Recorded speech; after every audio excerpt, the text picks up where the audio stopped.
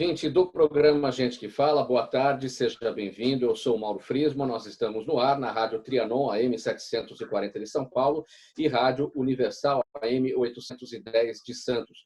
Você nos vê pelas imagens nas redes sociais, no Instagram e também no Facebook. Eu te convido para curtir as nossas páginas, ouvir os nossos podcasts na sua plataforma preferida e acessar o nosso blog, é o gentequefala.com.br. Hoje, terça-feira, 21 de abril, feriado de Tiradentes, o Gente que Fala recebe o economista José Aníbal, sempre deputado federal, sempre senador. Seja bem-vindo ao Gente que Fala mais uma vez. Zé Aníbal, tudo bem? Tudo bem, Mauro. Prazer em falar com você, voltar a falar. Né? Faz tempo que a gente não se fala, já pelo menos umas 4 semanas. Sim, bastante tempo. E, portanto, é um grande prazer estar falando com você, vê-lo com saúde e ver que você está em forma. Muito obrigado, é bom vê-lo também. E lembrando o nosso público, seja o ouvinte ou seja o espectador, que nós estamos adaptados agora a essa situação de pandemia, seguindo as recomendações do Ministério da Saúde, da Organização Mundial da Saúde, de isolamento social, e por isso estamos fazendo essa nossa conversa pela ferramenta da videoconferência e não no nosso trabalho tradicional no estúdio da Rádio Trianon. Não é isso, Zani? É isso mesmo. Eu não diria até que a gente está adaptado à quarentena. Eu diria que a gente está convencido de que a quarentena é o melhor que se pode fazer para evitar a propagação do Covid-19. Né? Eu tenho uma certa licença de falar em Covid-19, porque eu fico imaginando que pode ser o início de uma série, que vamos ter depois do Covid-20, 21, Deus queira que não. Então, o coronavírus nos obriga a uma atitude sensata, racional, de acordo com o que determinam as autoridades sanitárias de saúde, que é ficar em isolamento social, mas esse meio todo que a gente dispõe, essa tecnologia toda que a gente dispõe, nos permite esse diálogo que estamos começando agora. E o Covid-19, né, tem esse nome porque é a 19ª mutação do coronavírus, que é um vírus antigo, então, mas é que a gente tem que realmente torcer para que fique por aí. Bom, Aníbal, a gente está só no mês de abril, mês 4 de 2020, já está todo mundo exausto, né? E a razão, claro, disso tudo é o coronavírus. Já são mais de 2 milhões de pessoas contaminadas no mundo, 300 mil mortes, mudança de estilo de vida para sociedades pelo mundo afora. Tudo isso começou na China. A pergunta que eu te faço, Aníbal, o fato de ter começado na China, do outro lado do mundo, em tese, isso deu tempo para que a gente se preparasse aqui para a chegada da doença e tomasse as devidas providências. Em tese, você acha que realmente o caminho escolhido está correto, vendo, né, a distância, ao longo dos meses, o que estava acontecendo na China? Olha, Mauro, infelizmente não é? Nós poderíamos ter nos preparado muito mais. Poderíamos estar em muito melhores condições agora de encarar, de enfrentar essa epidemia. Infelizmente não. Houve, claro, um conjunto de iniciativas das autoridades, do Ministério da Saúde, mas desde o início se estabeleceu, e aí é preciso se estudar as razões, se atribuem várias razões a isso, se estabeleceu uma dinâmica de dualidade dentro da estrutura de poder central do Brasil, do governo federal, de dualidade na avaliação do significado do coronavírus. E isso tem penalizado, tem prejudicado muito a preparação do Brasil para enfrentar esse grande inimigo, esse principal inimigo da humanidade hoje, que é um vírus. Nós poderíamos ter feito muito mais. Como é que um país como o Brasil, que tem uma indústria têxtil enorme, no Brasil inteiro, tem falta de máscara? Não podia ter. Tinha que ter, desde o início, se mobilizado, produzido essas máscaras. Nós temos milhares, dezenas, centenas de milhares, talvez, de pessoas que operam no setor têxtil, na confecção, melhor dizendo, que poderiam estar fazendo máscaras. Eu mesmo já adquiri, no lugar onde eu estou, adquiri 20 máscaras feitas por uma pessoa. Essa pessoa está produzindo máscaras. E o governo poderia ter feito isso em larga escala. reconversão de empresas para produzir ventiladores. Meu Deus do céu! Isso já devia ter sido feito há muito tempo. Ficamos aí na espera do quê? A China ia nos fornecer? Além do que, É, esse governo tem uma houve uma propensão. confiança de que o Brasil conseguiria os materiais É, necessários da China ou de qualquer outro lugar. Houve uma confiança nesse sentido, o qualquer que outro acabou não lugar. acontecendo. Onde que a epidemia no Brasil teria um impacto pequeno, seria apenas uma gripezinha. Você vê como essa interpretação ela é danosa, ela é prejudicial, ela dificultou a implantação, por exemplo, dessas estruturas hospitalares de emergência que estão sendo feitas, como estão sendo feitas em São Paulo, na capital, no Pacaembu, no Anhembi, enfim. Tanta coisa que... Olha, o Brasil é um dos países, um dos 10 países do mundo em matéria de indústria. Por mais que a nossa indústria tenha perdido terreno, nós ainda temos um setor industrial poderoso. A quantidade de empresas do setor metal mecânico, de empresas que podem produzir ventiladores, é enorme. Por que não fizeram? Bom, não fizeram. Infelizmente não fizeram e nós vamos pagar um preço por isso. E não é um preço qualquer, é em vidas humanas. Nós já temos aí um resultado, até aqui, digamos assim, ainda não contundente, mas uma expectativa de que as coisas, ao contrário do que insiste dizer alguns, elas ainda têm uma curva ascendente aí, em matéria de pessoas infectadas e, desgraçadamente, em pessoas que certamente vão morrer. O fato é que houve uma negligência. Veja o que aconteceu na Itália, a mesma coisa. A ideia de que era um problema passageiro. Mesmo na Inglaterra, o Boris Johnson, no primeiro momento, logo ele se recompôs, até porque ele foi o vírus, ele contraiu o vírus, né?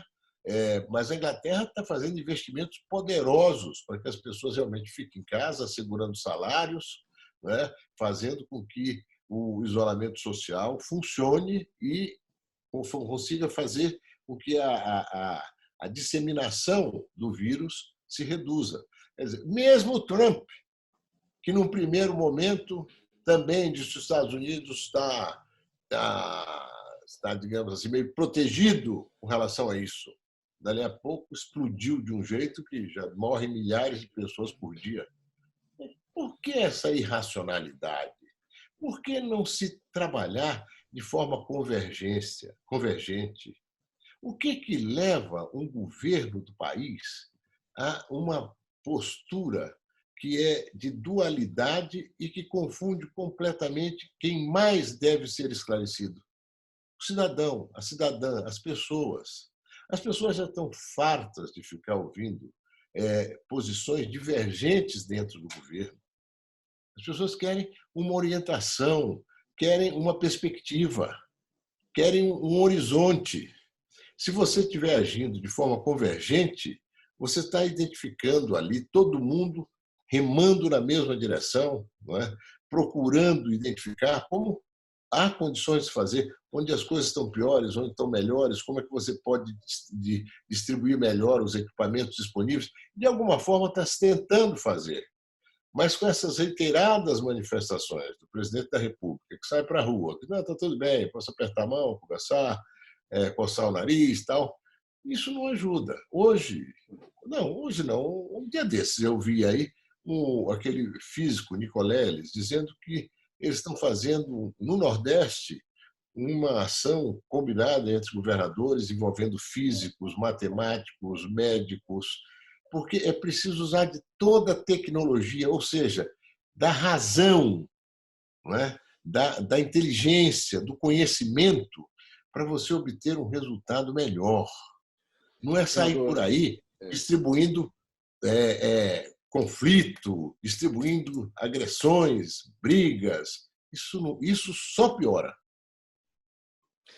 essa dualidade, senador Aníbal, que o senhor destacou, a gente não viu isso em nenhum lugar do mundo, um chefe de executivo pensar diferente do que o seu próprio Ministério da Saúde está trabalhando, preconizando ou determinando, e muito menos brigas, digamos assim, desentendimentos entre esferas de poder, entre federal, estadual e municipal. Isso não foi visto em nenhum lugar do planeta. Ou foi? Isso infelizmente, é uma jabuticaba brasileira. Hum. É uma vergonha, no caso, mais do que uma jabuticaba, é uma vergonha. O Brasil é um país continental, um país que tem a mesma língua, né, o mesmo idioma, um país que não tem tantos conflitos regionais, embora tenha regiões há um certo desequilíbrio, um desequilíbrio até importante entre diferentes regiões do Brasil, mas um país que tem todas as condições objetivas de agir de modo convergente. Eu acredito que os governadores estão trabalhando, de certa forma, de forma combinada, não é? Numa perspectiva correta, que é o isolamento social. Os prefeitos também, na sua grande maioria. Aonde a coisa pega é no governo federal. E no governo federal, você disse bem, o presidente da República de um lado e o Ministério da Saúde de outro lado. Não é só o ministro, são os técnicos do Ministério, os profissionais altamente qualificados. E também a comunidade científica inteira, em todos os estados. Quer dizer, essa é uma posição absolutamente irracional, alimentada nessas redes maquiavélicas, demoníacas, né? Doentias, que semeiam ódio, guerra, havendo propósitos na atitude de um e de outro, pensando nas eleições de 2022 e não sei o quê. O governo, inclusive, do ponto de vista econômico, da equipe econômica, está deixando muito a desejar. Finalmente, houve aquela boa ação de distribuir R$ 600 durante 3 meses para milhões de brasileiros que são trabalhadores da informalidade, que são trabalhadores sem carteira assinada, que vivem do seu trabalho do dia a dia, que trabalham de dia para comer à noite. Infelizmente, é isso. E a ação é positiva. Tomara que esse recurso realmente possa aliviar a situação de milhões de famílias. E um fator, Mauro, que emociona, a solidariedade dos brasileiros. É impressionante. Eu vi uma pessoa, que não é uma pessoa que tem um salário específico, mas eu tenho certeza, ela não sabe que eu sei. Ela comprou 10 sabonetes e deu para uma comunidade. 10 sabonetes para ela tem um custo, né, dentro do orçamento dela, mas ela fez isso. Esse sentido de solidariedade, de humanidade entre os brasileiros, devia ter maior impacto sobre as nossas autoridades, para que elas também se movam com esse mesmo princípio de solidariedade, de humanidade, de busca do melhor resultado e não de busca de resultados que possam interferir nessa ou naquela perspectiva política logo ali adiante.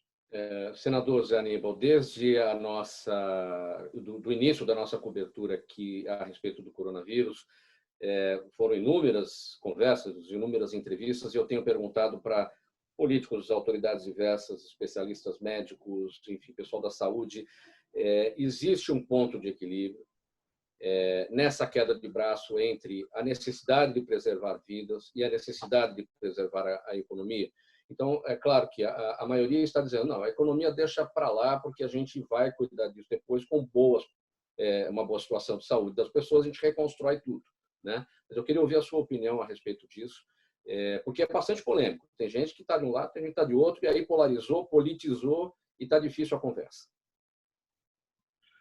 Olha, Mauro, eu conheço pessoas que há 2, 3 semanas atrás, amigos meus até, não, dá para continuar, desenvolver atividade econômica, tem muitos setores que podem funcionar, apesar do isolamento e tal, e eu insistindo, olha, ou faz o isolamento ou não faz o isolamento. Não tem meio isolamento, nem isolamento vertical. Isso é uma bobagem. Aqui, eu vi uma manifestação de um grande economista americano chamado Kenneth Rogoff. É um cara que já trabalhou no governo americano, Banco Central e tal. Ele disse, olha, os governos deveriam agir como se estivéssemos em guerra. Não é que nós estejamos em guerra, como se estivéssemos em guerra. O que significa isso? Toda ação do governo, toda a economia do país deve estar voltada para enfrentar esse inimigo.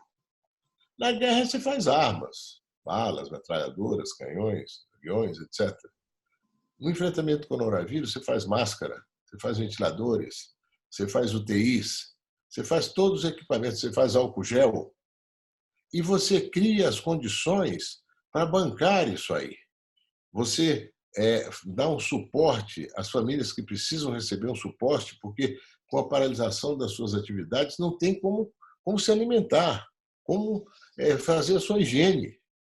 Já em condições normais, vive uma situação muito difícil, imagina numa situação de isolamento social. Então, o governo tem que agir com determinação, não é discutindo firula, não é discutindo coisinha, não pode, porque depois vai... Faz os dois orçamentos. Tem um orçamento do Brasil, faz um orçamento para essa crise. Não é? Este orçamento, o orçamento de guerra, não é? Vai receber o que for necessário.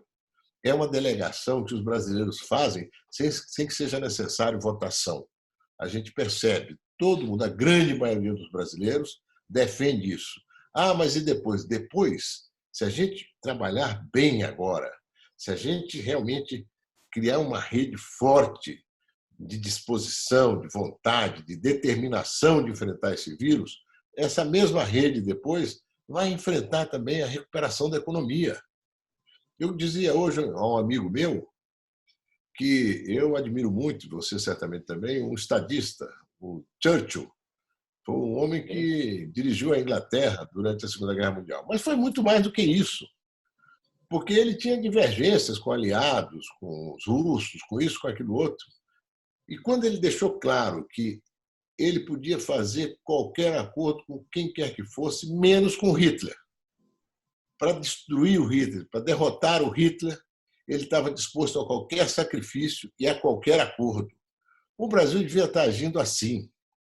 Para derrotar o coronavírus, nós tínhamos que nos entender todos, independente de ideologias, de posições, independente desse ódio que, infelizmente, está aí presente, né? E que impacta, inclusive, a nossa determinação de enfrentar o vírus. Né? E, ao mesmo tempo, ele disse, olha, eu não tenho nada para oferecer. Eu tenho para oferecer a vocês, aos ingleses, sangue, suor e lágrimas. Mas vou garantir a vocês, nós não nos renderemos jamais. O Brasil não vai se render a esse vírus. E se todos caminharmos numa mesma direção, claro que nós vamos derrotá-lo. E derrotá-lo ao menor custo possível, que é o custo em vidas humanas. A economia, a gente recupera depois. Senadora Aníbal, a gente não tinha percebido essa dependência da China em relação ao que mais estamos necessitando agora, equipamentos de proteção individual, equipamentos de saúde, respiradores, enfim. O mundo inteiro, a China virou a fábrica do mundo, vai todo mundo buscar as coisas lá. A gente não tinha percebido isso antes, ou tinha percebido com outros produtos e achava que com a saúde, isso daí não é tão necessário. Exatamente. Olha, até a França, o Macron já reconheceu, a França não estava em condições de enfrentar o coronavírus. A França já foi uma grande produtora de fármacos. Agora está tudo lá na China. A França foi incapaz de fazer uma reconversão rápida para a produção desses equipamentos, máscaras, ventiladores, UTIs móveis, enfim, os equipamentos absolutos, o álcool gel, não é? Então, isso aí surpreendeu o mundo. Aí já vem teorias loucas, os chineses estavam preparados, porque eles que fizeram isso. Isso é tão irracional, imagina. Tanto que eles conseguiram rapidamente enfrentar. Fizeram um esforço gigantesco, criaram aqueles hospitais em 10 dias e fizeram um investimento fantástico, mobilizaram tudo que tinha que mobilizar, isolaram e tal, e rapidamente recuperaram o tempo de fazer com que o vírus seguisse uma trajetória descendente. E agora estão lá numa situação de quase não ter novas pessoas contaminadas. Agora o mundo inteiro ficou muito dependente. E você viu o que os americanos fizeram. É American First. É América primeiro mesmo. Não tem conversa. Pegaram tudo que podiam na China. Né? Foram lá se socorrer dos chineses. E os chineses socorreram os americanos. E nós? Nós ficamos aí brigando com a China. Isto é de uma irracionalidade, é de uma estupidez. Né? Um país que é o maior importador do Brasil, o país, como você mesmo disse, está produzindo 95% da produção de todos esses equipamentos é feita lá. Um país que, o ano passado, viabilizou o leilão que a Petrobras fez. Se não fosse os chineses colocarem o dinheiro lá, o leilão não teria sido pior do que foi o resultado. Enfim, depois de tudo isso, fazer picuinha com os chineses. Tinha que fazer é o melhor entendimento. Tudo bem, tem que distribuir, tem que levar para os americanos também, mas traz para nós. Agora, pior foi o nosso próprio desempenho, que nós já poderíamos ter feito, agido. Isso já faz um mês e meio quase, que se sabe que a dimensão do ataque desse vírus não é pequena. E é algo que se precisa reagir rapidamente. Então, por que não se fez máscara, UTIs móveis, ventiladores, álcool gel? As pessoas estavam até 10 dias atrás disputando álcool gel. Hoje, inclusive, o álcool gel está caro, você consegue um recipiente, quando vai numa farmácia, tem e tal. Por que não temos álcool gel em quantidade suficiente a preço baixo? Dispor isso para as populações que mais precisam. Dispor isso para as comunidades gratuitamente. Vamos pegar um exemplo. Paraisópolis tem 100 mil pessoas. Distribui 50 mil, enfim, recipientes de álcool gel em Paraisópolis. Quer dizer, age, opera com toda essa competência que o brasileiro tem, com toda essa estrutura que nós temos, apesar da crise econômica, opera no sentido de enfrentar o desafio e vencer o desafio. Agora, não pode negligenciar, reduzir, fazer uma infame propaganda de que isso é uma gripezinha, ou de que isso já vai passar, ou de que isso é uma coisa rápida. Nada disso. Agora, o vírus é mortal. Deixa eu me socorrer do economista José Aníbal. Nós temos aí uma projeção de queda do PIB, se isso se confirmar, pelo menos 5% de retração para 2020. E isso, pelos números anteriores, pelos PIBs anteriores, nos coloca numa produção de riqueza equivalente àquilo que acontecia em 2010, ou seja, tem uma década perdida aí. Quanto tempo vamos precisar? Quanto tempo vamos precisar para essa recuperação? Porque uma coisa é o país que cresce como cresce a China, 10% ao ano, vem uma crise e cai para 5%, mas está positivo. A gente está ali no zero qualquer coisa, vem uma crise, cai para menos 5%. Pois é. Na realidade, é pior que isso, porque havia uma expectativa de crescimento de 2 pontos alguma coisa. Com a expectativa de não crescimento, de redução de 5, alguma coisa, você soma os dois, dá 8%. Você vai ter, considerando que as coisas se confirmem, no final do ano, 8% menos de PIB com relação ao ano anterior. Quer dizer, é uma paulada. Aí há muita coisa a ser feita. Eu vi esses dias aí, os bancos já estão se organizando melhor para financiar as empresas. As empresas, logo, logo, eu acredito, segunda quinzena de maio, primeira quinzena de junho, algumas empresas ou muitas empresas em determinadas áreas poderão, eventualmente, retomar sua produção. A infraestrutura poderá estar mais ativada. Isso tudo vai depender do nosso sucesso nesses próximos 15, 20 dias em segurar a expansão, reduzir a expansão da contaminação. Daí que a questão primordial é a saúde, é o combate ao vírus. Porque logo em seguida você tem, digamos assim, o bônus de poder reativar a economia pontualmente aqui e acolá, sem expor as pessoas. Isso pode ser feito? Pode. Agora, isso tem que ser analisado de forma objetiva. São dados, informações e gestão. A nossa dúvida é: o governo tem essa capacidade de gestão? O governo está sintonizando com os estados como deveria ou está brigando com os estados? Aparentemente, não para de brigar, de conflitar.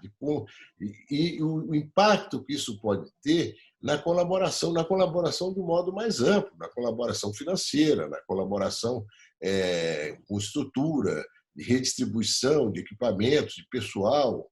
A França, a Bélgica cedeu vários UTIs para a França mandar doentes para lá. A Alemanha também, que é um país que fez a testagem pelo país inteiro, e você vê que a letalidade, o número de mortos lá é muito menor, né?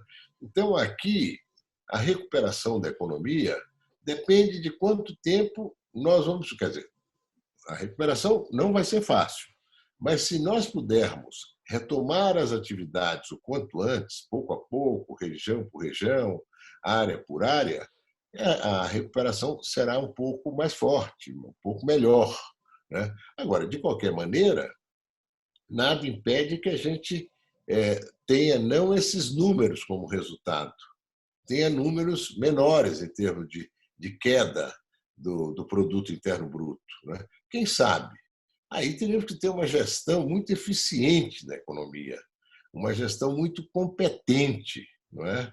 Uma gestão que conseguisse envolver, comprometer toda a federação, fortalecendo o Pacto Federativo, os estados, os municípios.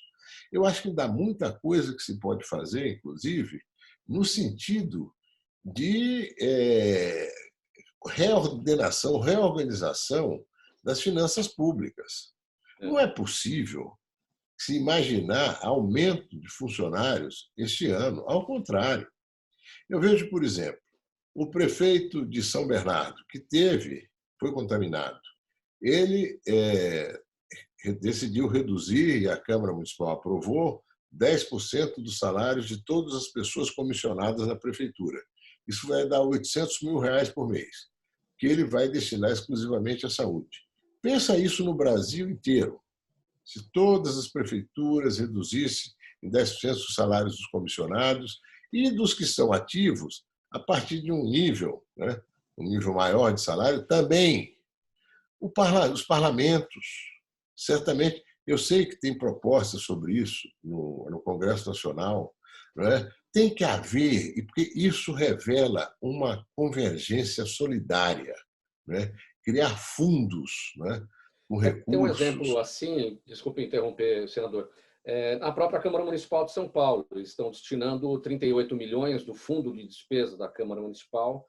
É aquela história, é a soma de um pouco daqui, um pouco de lá, e aí isso no Brasil inteiro representa um grande esforço quando cada um faz um pouco. Isso, exatamente. Eu acho que muita coisa vai mudar, né? Muita coisa vai mudar. A brutalidade da desigualdade no Brasil apareceu mais forte agora, né? Não é uma coisa que você possa desdenhar, né? Somos todos iguais do ponto de vista do vírus, mas uns são mais iguais que outros, né? Ou menos iguais, né? Porque tem mais estrutura para suportar a quarentena, para suportar o isolamento social. Milhões de brasileiros, fala-se em 100 milhões de brasileiros, metade da nossa população, não tem a estrutura adequada. Que não sejam 100, que sejam 50 milhões, é um quarto da nossa população que não tem esgoto, que não tem saneamento, portanto, necessário, habitação, e que não tem condições de um padrão de higiene que ajude a combater o vírus, né? Então, tudo isso vai ter que ser repensado, porque o que eu ouço de cientistas, de especialistas, de pesquisadores, é que essa epidemia ela não vai simplesmente passar e ponto. Ela vai impor novos comportamentos. Novos episódios poderão ocorrer. O mundo vai ter que incorporar, eu comentava com alguém, todo mundo vai ter que incorporar no seu orçamento um cuidado maior com higiene, por exemplo. Mas isso é o de menos em termos.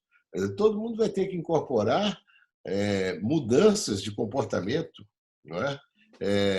Tudo isso nós vemos. Eu fico pensando, às vezes, Paulo, se a natureza tivesse uma racionalidade, quer dizer, uma racionalidade não, tivesse uma um pensamento, né? Não existe esse pensamento, mas a natureza existe, está aí, ela se movimenta, ela reage e tal. Será que ela não está nos dizendo o seguinte: olha, para de sujar, se vocês não começarem a limpar os mares, se vocês não começarem a limpar os rios, se vocês não começarem a parar de queimar floresta e fazer reflorestamento, outros bichinhos desses vão vir por aí. Quer dizer, chegamos a um ponto, nós tiramos tanto da natureza e às vezes ficamos com um discurso arrogante, tal, precisamos preservar a natureza. Arrogante no sentido de que registra o fato, mas não faz. A natureza está pouco se importando. Ela uma hora dá um tranco, e aí? E aí deu um tranco e acabou.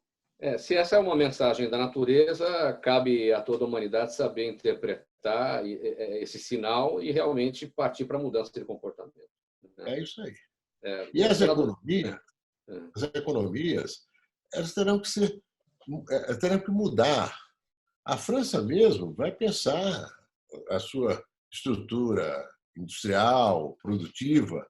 O Brasil terá que fazer isso. Um país de 210 milhões de habitantes, de ter estruturas que estejam mais voltadas para as novas demandas que realidades como essa impõem. E, sobretudo, a ação do ponto de vista de saneamento, de qualificação. Nós não podemos continuar sendo uma sociedade em que a maior parte dos trabalhadores está sem condições de ingressar nessa quarta revolução da inteligência artificial, da internet das coisas, da automação, etc, etc. Ou o Brasil faz um esforço gigantesco para compensar esse atraso, ou vai ser difícil o Brasil enfrentar em condições razoáveis as concorrências todas que existem no mundo hoje. Senador José Aníbal, o governo federal está trabalhando a questão da ajuda emergencial, R$ 600, em alguns casos, alguns valores são maiores, tem trabalhado a liquidez nos bancos, no sentido de tentar ajudar as empresas. Os bancos, preocupados com um eventual calote, não estão concedendo os empréstimos, ou os juros estão absurdos, enfim. O senhor sente aí, nesse aspecto dos bancos, falta um mergulho maior do ministro Paulo Guedes, no sentido de que o governo entre como avalista, para que garanta realmente que essa liquidez que está nos bancos realmente faça esse socorro para as empresas? O governo tem que garantir que esse socorro chegue nas empresas. Os bancos teriam decidido alocar R$ 50 bilhões. Não sei se é suficiente, certamente não é. Mas se alocarem os R$ 50 bilhões e realmente fazer chegar, que uns dias atrás, uns 10 dias atrás, eu vi uma manifestação do ministro Paulo Guedes dizendo que os bancos não estavam liberando o dinheiro. Olha, se o ministro da Economia diz isso, imagina o empresário na ponta. Bom, aí danou, não é? Porque se o ministro placidamente diz que não está chegando, o ministro tem que agir para que isso ele chegue. Tem que fazer, justamente.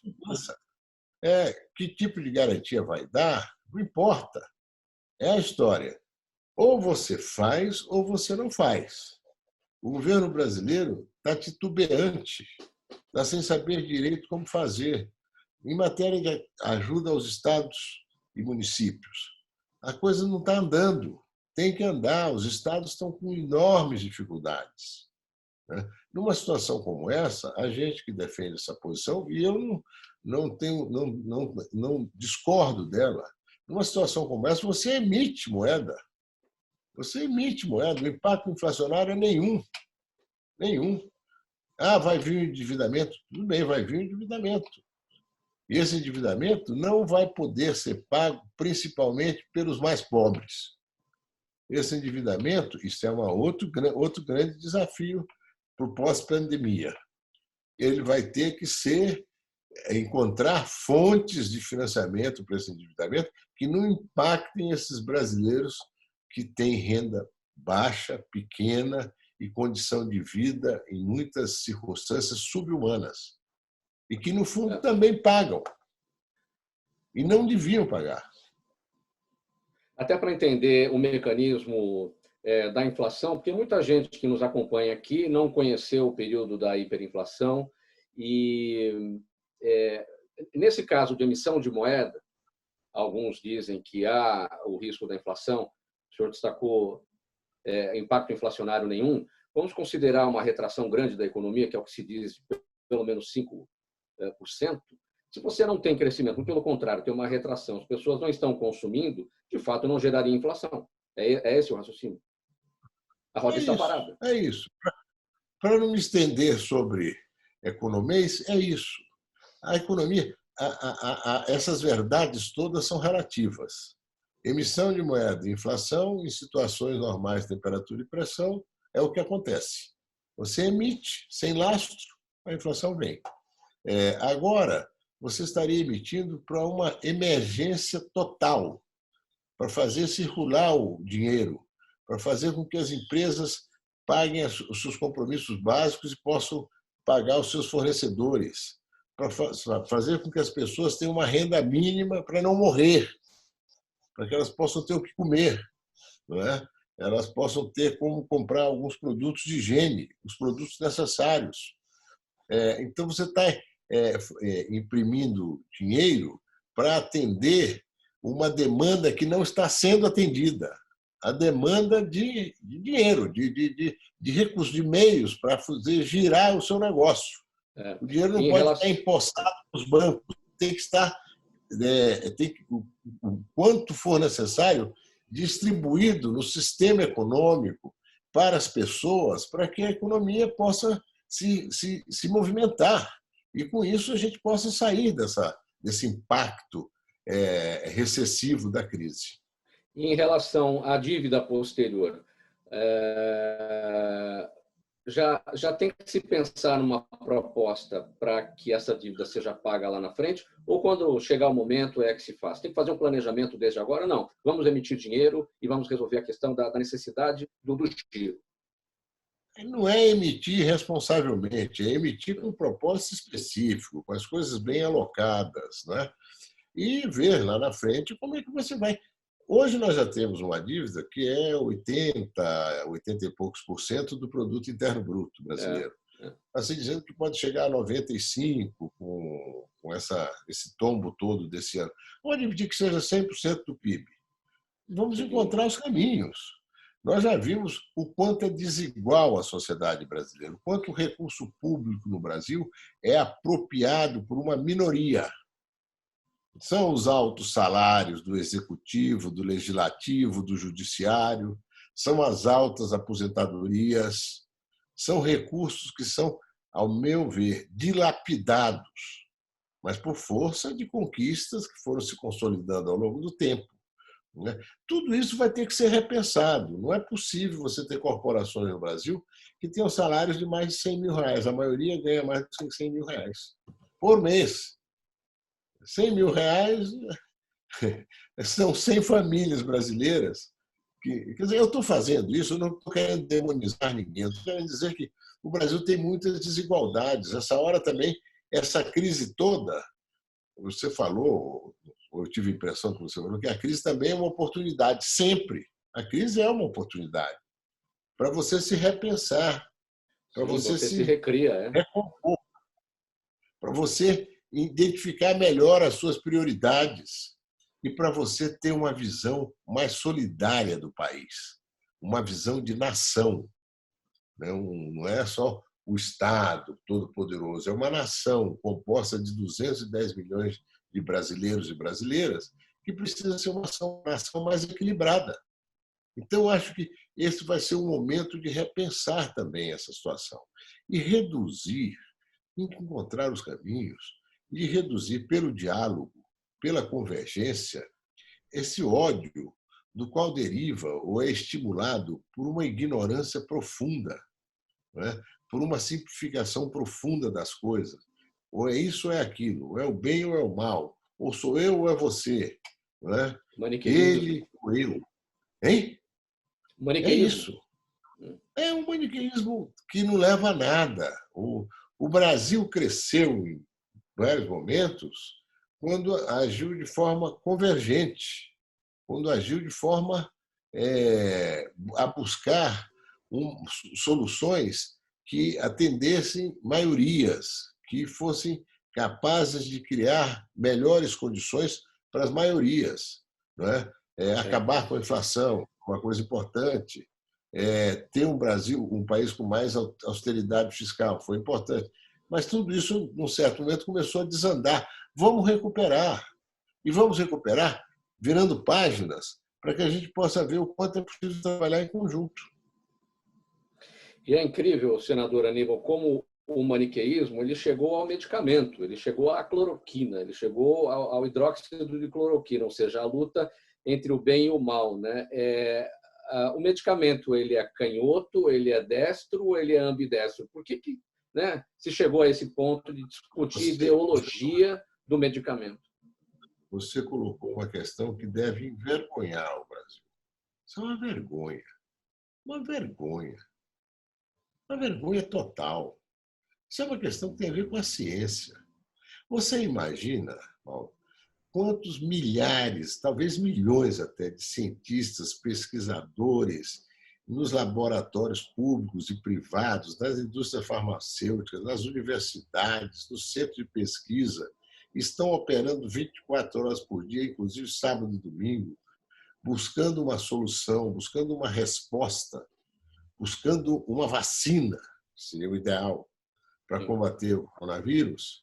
E nós aqui, feitos uns trogloditas, uns idiotas, né, vivendo em função, ou não vivendo em função, mas ouvindo barbaridades sobre a cloroquina, a clorovina, a cloroclemina. Isso é um absurdo. Eu não consigo acompanhar isso, eu tenho nojo a isso. Eu não sou médico, eu respeito os médicos, os cientistas, os pesquisadores. Um sujeito que é um ignorante, que nunca estudou química direito, química elementar, ficar opinando que esse remédio é salvador, vai resolver, não vai resolver coisa nenhuma. É como tem pensamentos.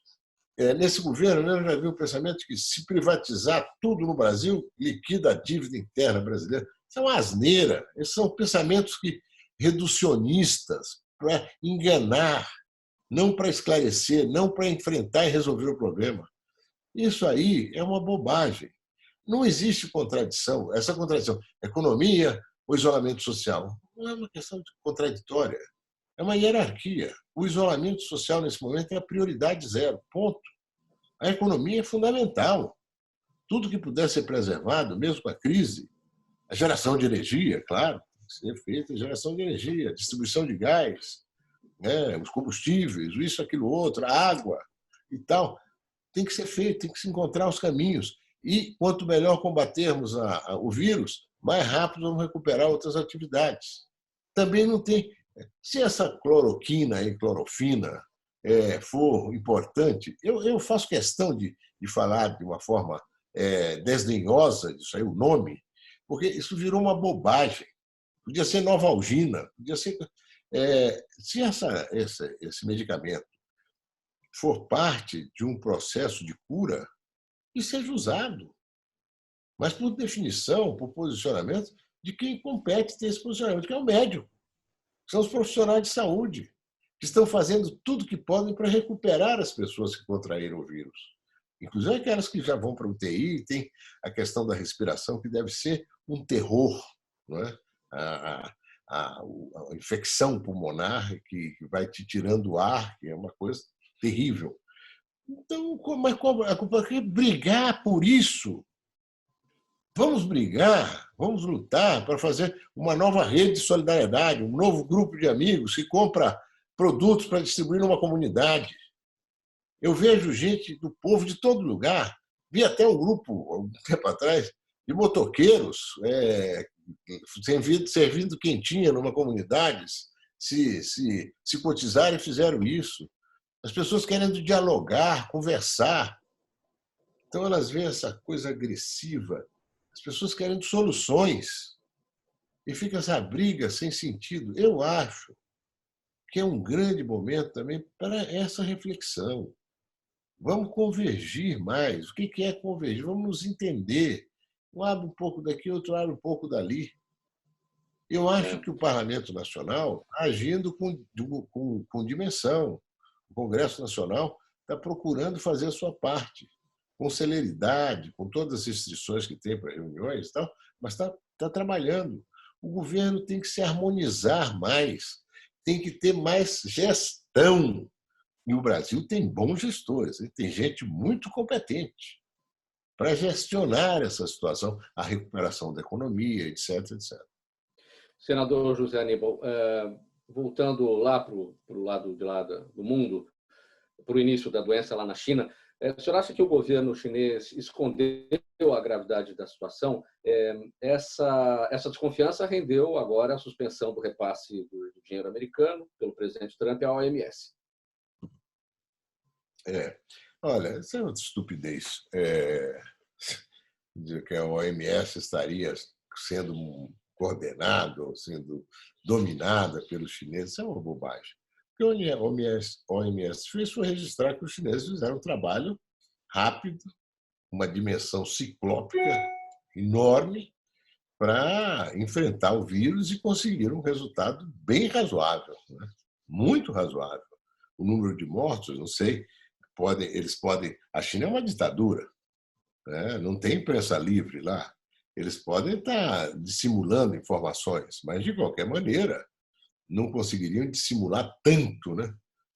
O fato é o seguinte: primeiro, rendeu uma homenagem àquele jovem médico chinês que detectou a existência de algo diferente no final de dezembro e que foi reprimido pelo governo por causa disso e que, infelizmente, morreu.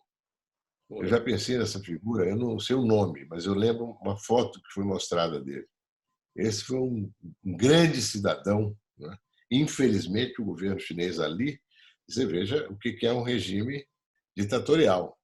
Reprimiu os cidadãos, mas se tivesse imediatamente, opa, o que está acontecendo de diferente aí? Essas mortes estão indicando a existência de um vírus, teriam ganho um tempo enorme, não é? Então, acho que, no primeiro momento, eles negligenciaram, sim, e suprimiram informações. Mas, no segundo momento, eles agiram de forma impecável, né? Montaram uma estrutura extraordinária. A gente via Wuhan, eu lembro que nos primeiros cidades onde teve início a pandemia, você via pela televisão, ninguém na rua, eu achava aquilo tão estranho, aquelas avenidas enormes de prédios para todos os lados e tal, e não tinha ninguém, não tinha carro nenhum, não tinha nada. Mal eu sabia que isso ia acontecer conosco um pouco de semanas depois. Wuhan agora já está toda iluminada, claro que eles fazem todo um show, um espetáculo lá, né?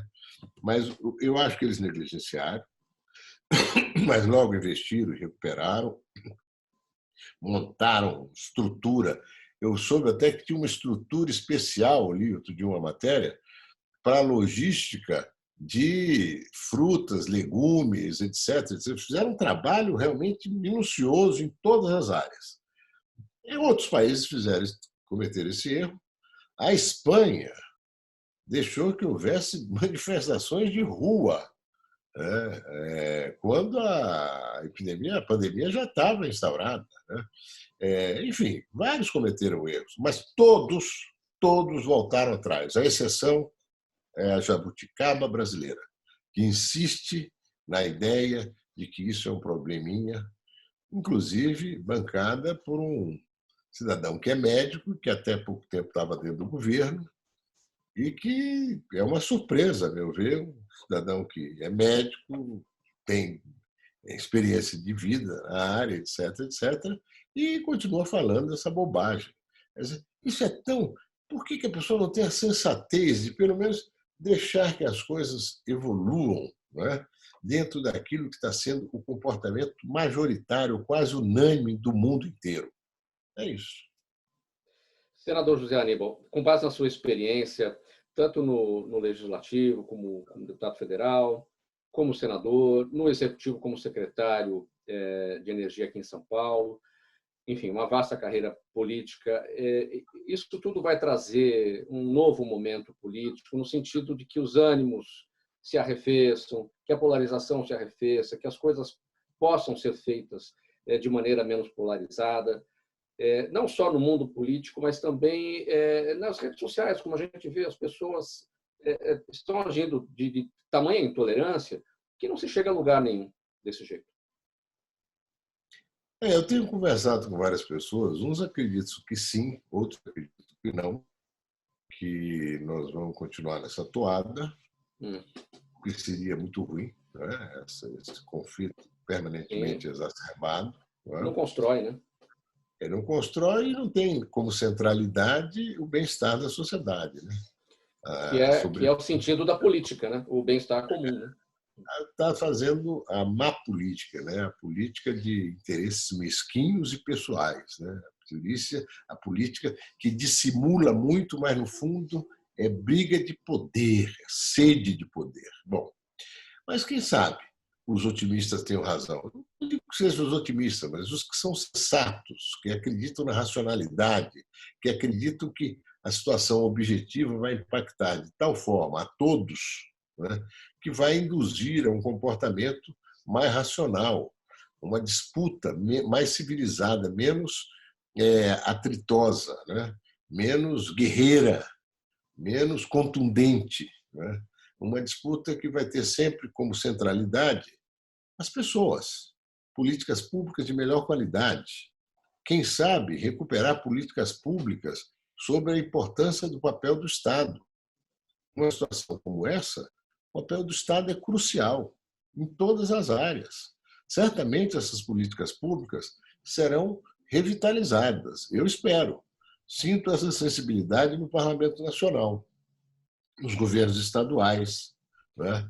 Claro que tem que se estabelecer regulações, tem que se estabelecer normas, isso não pode ser feito ao Deus dará, mas eu acho que pode melhorar, tendo em vista as pessoas, os brasileiros, que são tão capazes de fazer coisas extraordinárias. Na área da saúde mesmo, nós estamos vendo o pessoal de saúde do Brasil, o nosso sistema único de saúde, o SUS, é um sistema extraordinário. Se ele tiver sustentação, se ele tiver um financiamento adequado, né? Se ele tiver um financiamento mais robusto, né? Você tem um sistema que é espetacular, que é universal, que atende todos os brasileiros.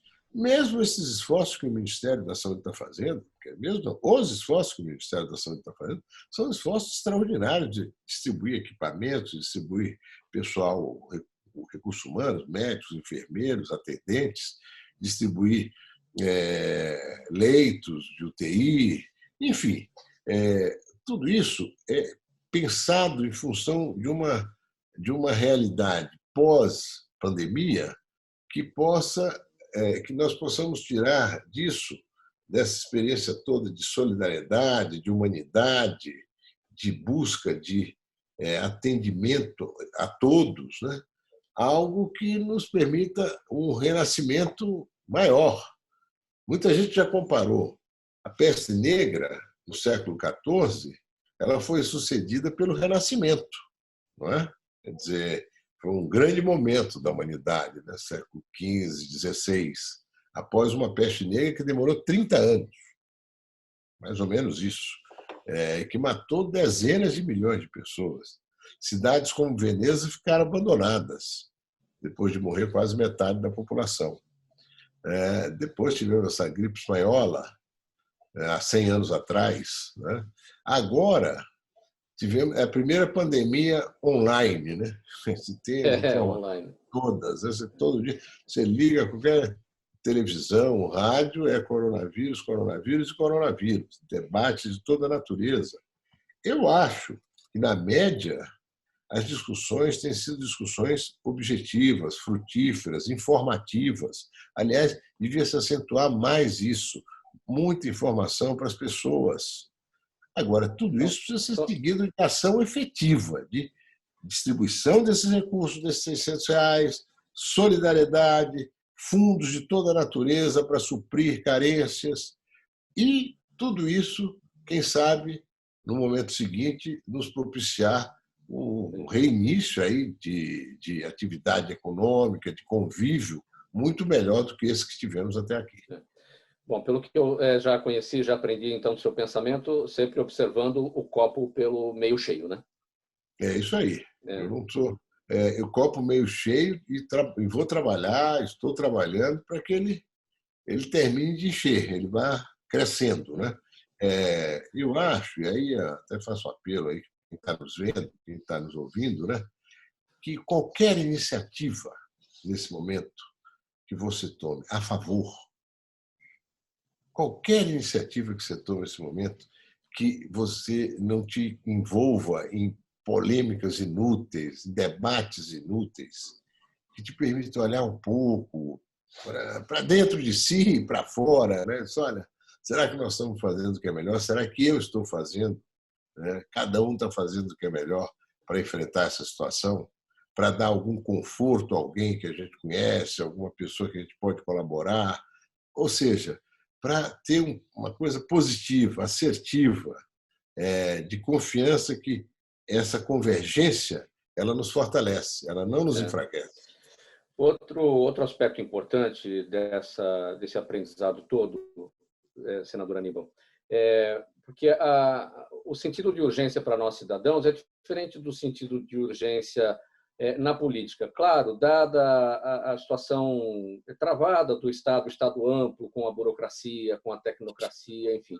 Agora a gente está observando, por exemplo, o Supremo Tribunal Federal votando de forma virtual, agora recentemente definiu aí sobre a competência dos estados e dos municípios para a questão do isolamento, a competência concorrente, o próprio Congresso Nacional também votando, câmaras municipais, assembleias legislativas, todo mundo votando virtualmente. Está aberta uma nova era para a política no sentido de que tudo isso traga mais celeridade e que essa urgência na política seja uma urgência mais urgentíssima, digamos assim.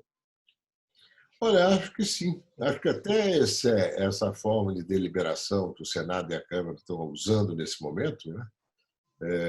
Os parlamentares estão nos seus estados, nas suas casas, tal, e conseguem fazer. A Câmara são 513 deputados, conseguem fazer debates, deliberar, decidir, enfim, mudar textos, melhorar. Isso tudo mostra que é possível um funcionamento com mais celeridade aí.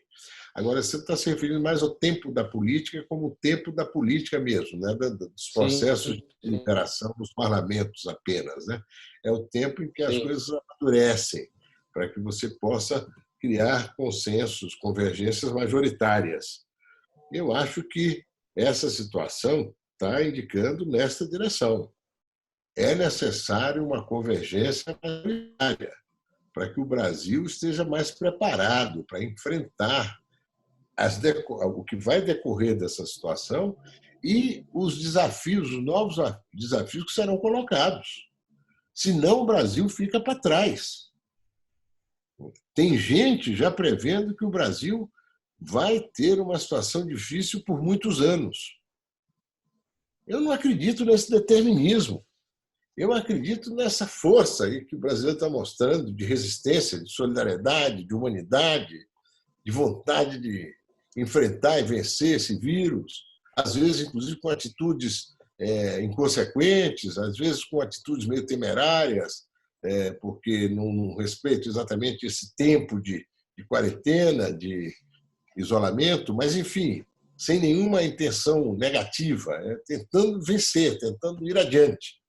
Usar isso mais e melhor no momento posterior ao recrudescimento, à queda do impacto dessa pandemia.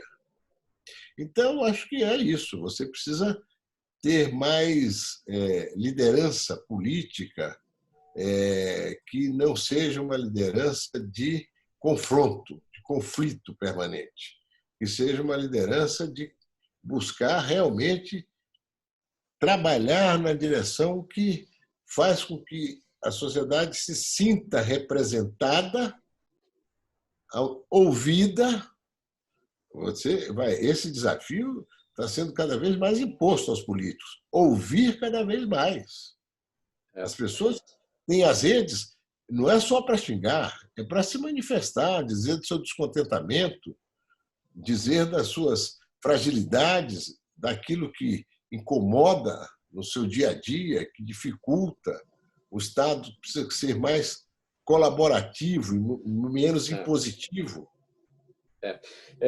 Quando eu falei da urgência da política, sim, claro, a urgência da deliberação e todo esse trabalho via videoconferência, esse trabalho virtual, a gente já começou a perceber que realmente dá resultado no sentido da celeridade, mas o tempo da política mesmo, como o senhor falou, no sentido do consenso.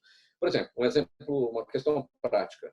Pega uma medida provisória que normalmente tem 120 dias para ser aprovada, agora, em período de pandemia, são 16 dias. Né? Claro que não dá para muita coisa se chegar num consenso em 16 dias, é uma situação específica. Mas talvez a gente consiga, daqui para frente, entender que 4 meses pode ser um prazo prolongado para determinados temas e que possa ser uma coisa mais breve. Por quê? Porque com 16 dias foi possível. Né? É verdade. Medida provisória, de qualquer maneira, vale no dia da sua publicação. Né? Ela tem vigência imediata. Agora, o governo se acautela quando sente que depende muito de um processo de confirmação da medida provisória para que ela realmente tenha todos os seus efeitos legais, enfim, realizados. Mas foi importante, sim, votar num tempo curto, uma medida provisória da máxima urgência, como essa que você está se referindo, e que isso possa continuar, que esse ritmo possa ter sequência. Para isso, é preciso. Isso não pode ser feito só diante de uma situação, de uma terrível emergência como essa que nós estamos vivendo. Tem outras terríveis emergências que não são vírus, mas que causam tanto danos quanto o vírus, que é a nossa falta de condições de preparo, né, para essa quarta revolução industrial, para a qualificação dos nossos jovens. Eu fui secretário de Ciência e Tecnologia do Mário Covas. Quando eu estava na secretaria, nós retomamos o crescimento do sistema de ensino técnico e tecnológico. Fizemos a primeira faculdade de tecnologia da Zona Leste, a primeira faculdade pública e gratuita da Zona Leste, em Aê Carvalho, FATEC da Águia de Aia. Depois fizemos outras. Hoje as FATECs são quase 80 no estado. E são um equipamento extraordinário. Inclusive, os jovens das FATECs, das ETECs, estão fazendo, nos laboratórios, álcool gel para distribuir para idosos e pessoas carentes. Eles resolveram abrir os laboratórios, claro, dentro de todas as condições determinadas, de higiene, máscara, etc., etc., estão produzindo álcool gel para distribuição. Não é? O fato é que nós precisamos preparar mais os brasileiros. Esse é um desafio. Se nós não combatermos esse vírus da ignorância, ou do desconhecimento, ou do desaparelhamento do nosso recurso humano para enfrentar essa quarta revolução, e há o que fazer. Esse vírus mata. Há os meios para fazer isso. Existem os profissionais qualificados. Os recursos não são tantos. É que o Brasil está perdendo muito tempo em politicagem, dessa disputa feroz de redes. Que diabo é isso? Aonde isso vai nos levar? A nada. Senador José Aníbal, nosso tempo já chegando ao final, a sua palavra final, sua despedida, o agradecimento à sua participação. Olha, muito obrigado pela oportunidade, Mauro. E, claro, logo, logo vamos retomar aí com gente que fala em condições normais de temperatura e pressão, né? Na Avenida Paulista, enfim, podendo cumprimentar e novamente ter essa vida em coletividade, em sociedade que o brasileiro tanto aprecia. Muito obrigado. Até outra oportunidade. Muito obrigado, senador José Aníbal, economista, sempre senador, sempre deputado, pela gentileza de atender mais uma vez o programa Gente que Fala. Até uma próxima oportunidade. Um bom feriado. E aqui, fazendo o nosso encerramento, nossa ficha técnica, na mesa de som, o Sérgio Nica da Rádio Trianon, o Sérgio Souza, apresentação minha, Mauro Friesman, pauta e redação Pedro Esquiavon, no controle operacional, no apoio do backup aqui para a gente, na nossa sala de videoconferência, o jornalista Ricardo Godoy, diretora de produção Zenilda Salvato, direção-geral do jornalista Fausto Camunha, e do outro lado, do Gente que Fala, você, ouvinte, espectador, a razão da nossa presença aqui todos os... Muito obrigado pela audiência, tchau, até amanhã.